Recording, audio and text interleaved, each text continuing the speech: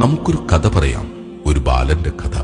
പഠനത്തിലും പഠനേതര രംഗങ്ങളിലും തന്റെ സമപ്രായക്കാരെ തോൽപ്പിച്ച സൽസ്വഭാവിയും തന്റേടിയുമായിരുന്ന ഒരു ബാലന്റെ കഥ. ബാല്യത്തിന്റെ അതിരുകളില്ലാത്ത ആകാശത്ത് അവൻ പറന്നു നടന്നു. ബാല്യത്തിന്റെ മനോഹരമായ വർഷങ്ങൾ പിന്നിട്ട് കൗമാരത്തിലെത്തിയ സമയം അവൻ മിടുക്കനായി തന്നെ വാണു. മാതാപിതാക്കൾ അവനെയോർത്ത് സന്തോഷിച്ചു. അധ്യാപകർ അവനിൽ പ്രകാശമാനമായൊരു ഭാവി കണ്ടു. സഹപാഠികൾക്ക് അവനെയോർത്ത് അസൂയ തോന്നി. പക്ഷേ പതിയെയായിരുന്നു സന്തോഷങ്ങളെല്ലാം അസ്തമിച്ചു തുടങ്ങിയത്. പറന്നു നടന്ന അവന്റെ ചിറകുകൾ ആരോ അറുത്തുമാറ്റിയ പോലെ എപ്പോഴും മന്ദഹാസം തൂകിയ മുഖത്ത് വിഷാദം ഘനീഭവിച്ചു നിന്നു. പഠനത്തിൽ അവനെ ഏറെ പിറകിലാക്കി അവന്റെ സഹപാഠികൾ. ആകാശം പോലെ പ്രവിശാലമായിരുന്ന അവന്റെ ലോകം ചുരുങ്ങി വന്നു. വാതോരാതെ സംസാരിച്ചവൻ നിശബ്ദതയുടെ മൂടുപടത്തിലേക്ക് ഉൾവലിഞ്ഞു. സന്തോഷങ്ങളും ആഹ്ലാദങ്ങളും മാത്രമുണ്ടായിരുന്ന അവന്റെ ജീവിതത്തിലേക്ക് വിഷാദവും കൊണ്ട് ആരോ വന്നിരുന്നു. ഇപ്പോൾ 16 വയസ്സുള്ള അവനെ കൃത്യമായി പഠിച്ച മനഃശാസ്ത്ര വിദഗ്ധൻ പോലും ആ സത്യമറിഞ്ഞ് സ്തബ്ധനായി. പോണോഗ്രഫിയുടെ അടിമയായിരിക്കുന്നു അവൻ. ഈ ബാലന്റെ കഥ നമ്മുടെയും കഥയാണ്. പോണോഗ്രഫി എന്ന ഏറ്റവും പുതിയ, ഏറ്റവും മാരകവും വൃത്തികെട്ടതുമായ ലഹരിക്ക് നമ്മളും അടിമപ്പെട്ടുകൊണ്ടിരിക്കുകയാണോ? നമ്മുടെ മൊബൈലിൽ, ലാപ്ടോപ്പിൽ കഴിഞ്ഞ ഒരു മാസത്തെ, വേണ്ട ഒരാഴ്ചത്തെ സെർച്ച് ഹിസ്റ്ററിയിലധികവും അശ്ലീലതയുടെ, നഗ്നതയുടെ അറപ്പുളവാക്കുന്ന പേജുകളായിരുന്നു ഇടം പിടിച്ചിരുന്നത്. സ്വകാര്യ നിമിഷങ്ങളിൽ ഇരുട്ടിന്റെ മറക്കകത്തിരുന്ന് ഗൂഗിളിന്റെ സെർച്ച് എഞ്ചിനിൽ നമ്മുടെ കണ്ണുകൾ അധികവും പരതിയത് ഒരിക്കലും പരതാൻ പാടില്ലാത്തതായിരുന്നു.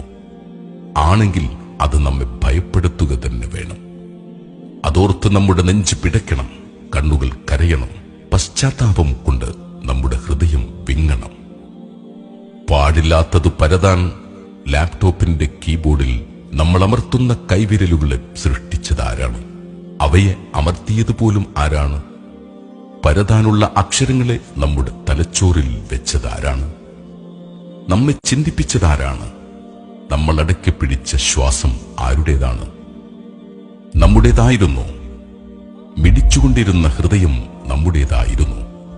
ആ മിടിപ്പ് ഒരു വേള നിലച്ചിരുന്നുവെങ്കിൽ ലാപ്ടോപ്പ് തന്നെയും നമ്മുടേതായിരുന്നു. നമ്മൾ മറയാക്കിയ ഇരുട്ടിനെ പടച്ചതാരായിരുന്നു? നമ്മളായിരുന്നു. അരണ്ട വെളിച്ചത്തിൽ നാം നോക്കിയ കണ്ണുകൾ ആരുടേതായിരുന്നു?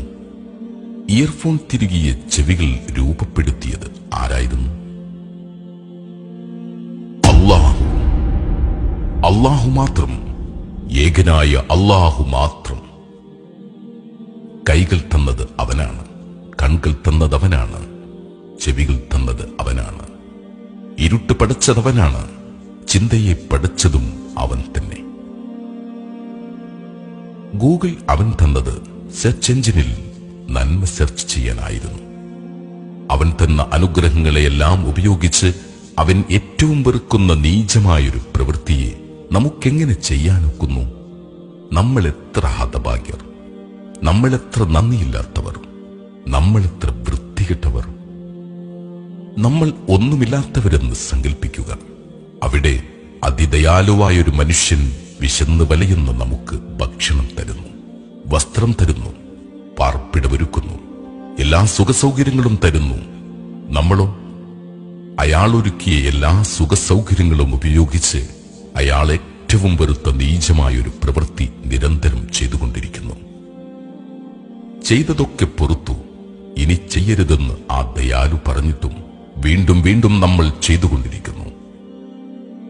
അപ്പോഴത്തെ നമ്മുടെ നിലപാടിനെക്കുറിച്ച് ഒന്ന് ആലോചിച്ചു നോക്കൂ. എത്ര ധിക്കാരികളാണ് നമ്മൾ, അല്ലേ? നമുക്ക് മാറണ്ടേ? ലോകത്ത് 75 ദശലക്ഷം പോണോഗ്രഫി അഡിക്ട്സ് ഉണ്ട്, അശ്ലീല ചിത്രങ്ങളുടെ അടിമകൾ. ഇവരിൽ 30% പേർ സ്ത്രീകളും 70% പേർ പുരുഷന്മാരുമാണ്. ഒരു സെക്കൻഡിൽ ലോകത്ത് 28,258 പേർ അശ്ലീല ചിത്രങ്ങൾ കാണുന്നു.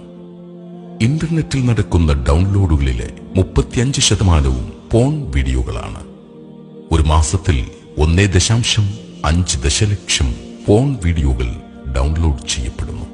93.2% ആൺകുട്ടികളും 62.1% പെൺകുട്ടികളും 18 വയസ്സ് തികയും മുമ്പേ അശ്ലീല ദൃശ്യങ്ങൾ കാണുന്നവരാണ്. ഞെട്ടിപ്പിക്കുന്ന കണക്കുകളിൽ ചിലത് മാത്രമാണിത്. നമ്മൾ എവിടെ നിൽക്കുന്നു എന്നതാണ് ചോദ്യം. 75 ദശലക്ഷം പേരിൽ നമ്മളും ഉൾപ്പെട്ടിട്ടുണ്ടോ? ഉണ്ടെങ്കിൽ പുനരാലോചനയുടെ സമയം അതിക്രമിച്ചിരിക്കുന്നു.